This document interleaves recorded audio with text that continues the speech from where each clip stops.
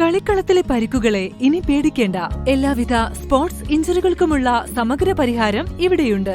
ABC orthopaedic hospital, near Kairali theatre, Calicut road, Manjeri. പട്ടാപ്പകൽ വീട്ടിൽ അതിക്രമിച്ചു കയറി ഭീഷണിപ്പെടുത്തി കവർച്ച നടത്തിയ സംഭവത്തിൽ 4 പേർ കൂടി അറസ്റ്റിലായി.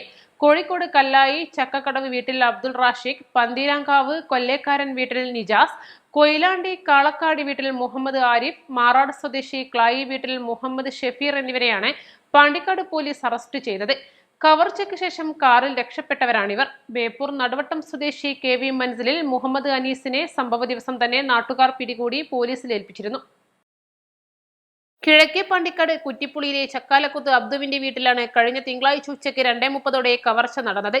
വീട്ടിൽ പണം സൂക്ഷിച്ചിട്ടുണ്ടെന്ന് മറ്റൊരു വ്യക്തി നൽകിയ വിവരത്തിന്റെ അടിസ്ഥാനത്തിലാണ് പ്രതികളെത്തിയതെന്നും കൂടുതൽ പ്രതികൾ പിടിയിലാകാനുണ്ടെന്നും പോലീസ് പറഞ്ഞു. പർദ്ദയും മുഖംമൂടിയും ധരിച്ചെത്തിയ 5-അംഗ സംഘം കത്തിക്കാണിച്ച് ഭീഷണിപ്പെടുത്തിയാണ് 7,50,000 രൂപ വില വരുന്ന വളയും 15,000 രൂപയുടെ മൊബൈൽ ഫോണും കവർന്നത്. പ്രതികളെ പെരിന്തൽമണ്ണ കോടതി റിമാൻഡ് ചെയ്തു. East live, Pandikkad.